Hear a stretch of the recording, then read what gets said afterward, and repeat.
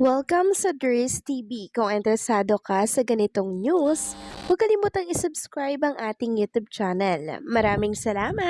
Welcome back again sa ating YouTube channel mga kakimpaw, and sa update natin ito ang pag-uusapan natin ay tungkol sa mga importanteng kaganapan kina Kim and syempre kay Paolo Avellino. Pero bago po ang lahat, maraming salamat sa inyong patuloy na pagsuporta at pagsubaybay sa mga daily update natin. Kaya naman bilang pasasalamat, narito po ang isang napili kong komento patungkol ito sa naging previous update. Mula ito kay Ginang Edetana Donza. Sabi niya dito, "Hello Ders, good PM. Salamat sa update ng Kim Pao. Well, tama naman hanga kami kay Pao kasi hindi niya pinapabayaan ang kanyang anak kay LJ na si Aki. Then I appreciate Kim Chu for being understanding at sa pagtanggap niya kay Aki. We know Kim Chu, she's very respectful woman and has a tender heart when it comes for children. Mabait at patulungin si Kimi. The same with Pau. That's why mahal siya ng Madlang People International. Kaya to Kim and Pau, deserve nyo yan. Keep it up. We just hope you won't change. At sana magkasama kayo Kim Pao hanggang dulo at sa pagtanda nyo with your siblings. At lalo kaming masaya kung kayo ay magsama-sama forever. Congrats at ingatan nyo ang isa't isa kasi mahal namin kayo. Our support will not disappear.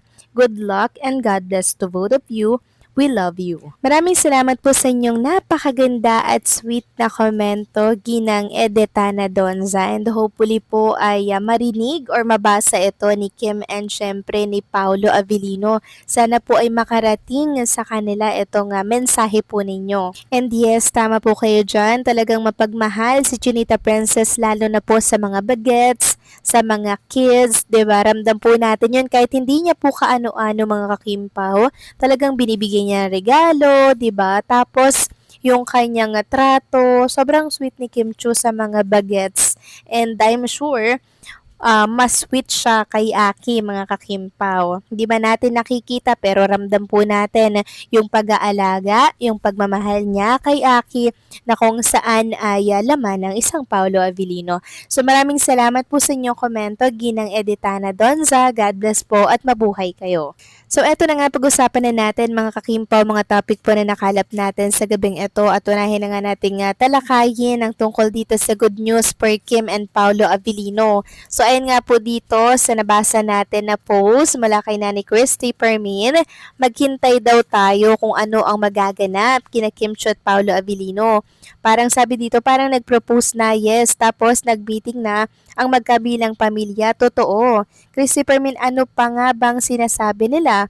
Tuloy na ito sa kasalan ay ang sigaw abay kailangan daw mag-prenuptial agreement itong si Kim at saka si Paula Avellino para yun daw mga naipundar at pera daw ni Kim hindi pakinabangan at mapunta kay Paolo Avellino. So si Paolo Avellino mga kakimpaw ay hindi naman po yan after or hindi naman po yan interesado sa yaman ng isang Chinita Princess. Katunayan po niyan mga kakimpaw mas gusto niyang siya po yung nagbibigay kay Chinita Princess ng mga mamahalin po na gamit tulad po ng bike, 'di ba? Bike pa lang yan, milyon na agad yung halaga kasi pina-customize mga kakimpaw. Diba? Ganyan po talaga pag nagre-regalo ang isang Paolo Avellino.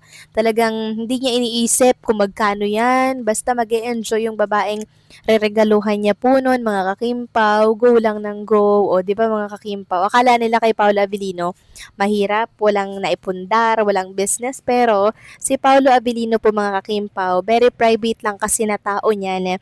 Hindi po siya ma-flex sa mundo ng social media. Kaya hindi po siya matansya or masukat ng ilang mga netizen, 'di ba? No, which is good naman din kay Paolo Avellino, 'di ba? Kasi yung privacy na 'yan mga kakimpaw, syempre yung inaalagaan niya. And also, mas maganda na po yung ganito, 'di ba, na nag-guessing sila or nanguhula sila kung ano bang meron kay Paolo. 'Di ba? Parang misteryoso kasi si Paolo Avellino.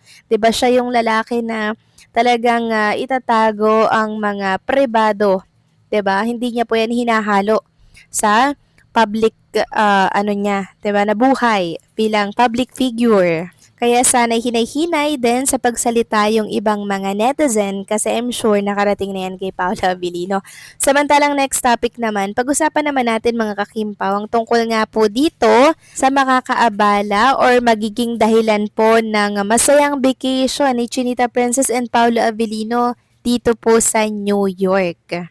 So akala natin 2 weeks pa, 1 week pa itatagal ni Kim and Paula Abilino sa New York pero hindi po pala mga kakimpaw dahil si Chinita Princess ay meron po siyang commitment na gagawin niya mga kakimpaw by this May 15. So malapit na mga kakimpaw, 'di ba? 5 days na lang. Within 5 days, dapat nakauwi na dito si Kim and si Paula Abilino. Although, hindi naman dito kasama si Paula Abilino, mga kakimpaw, at si Chinita Princess lamang ito. Pero alam naman natin, mga kakimpaw, di ba, na hindi natin pwedeng paghiwalay niyang dalawang yan. Kung nasaan yung isa, andun din po yung isa. Kaya pag pauwi yung isa, kailangan makauwi na rin yung isa. Ayun nga dito sa post, free entrance siya, need lang i-present kung may aling puring o perks member card kayo. Kung wala pa kayong card, pwedeng kumuha sa any per gold. 100 pesos lang ata yung membership nun. So, sa day 2, May 15, 2026 mga kakimpaw, may event po si Kim Chu para po yan sa Pure Gold. Kasama po niya si Ryan Bang. Para yan sa Pure Gold Sari-Sari Store Convention 2026.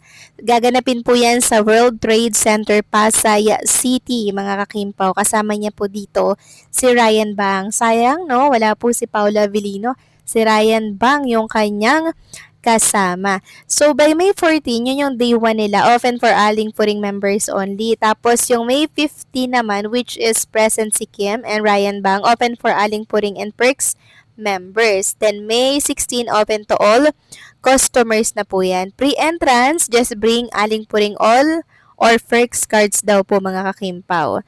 So, yan po ang magaganap sa World Trade Center Pasay. So, 1 week na lang mga kakimpaw at makikita na natin si Kim and si Paula Abilino na andirito po sa Pilipinas. Pero si Kim Cho lang po ang may ganap sa Pure Gold.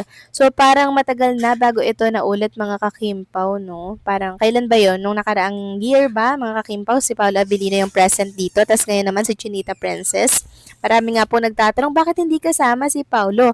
Dapat si Paula Abilino na lang para syempre, pag andyan yung Kim Pao, marami na naman pong bubuhos sa mga Kim Pao fans, mga supporter ni Kim and Paolo, 'di ba? Parang laging may pa-mall show kasi pag Kim Pao ang present dito eh. Pero kahit naman si Kim Chu lang ang present, parang pang-mall show din po ang pagtanggap ng mga tao sa kanya, 'di ba? Ganyan po kalakas mga ka-Kim Pao pag may mga event ang Kim Pao or si Kim and si Paula Abilino. Pero kahit na ganyan, suportahan pa rin natin kahit na separate project or event ito kasi alam naman natin na para din po ito sa future nila, di ba? So ito po ang isa sa dahilan or isa po sa hadlang kung bakit matatapos na yung masayang araw nila dyan sa New York. But at least na-enjoy naman po nila mga kakimpaw ito with Aki. So paano mga kakimpaw, hanggang dito na lamang po ang update natin at maraming salamat po sa inyong patuloy na pagsuporta.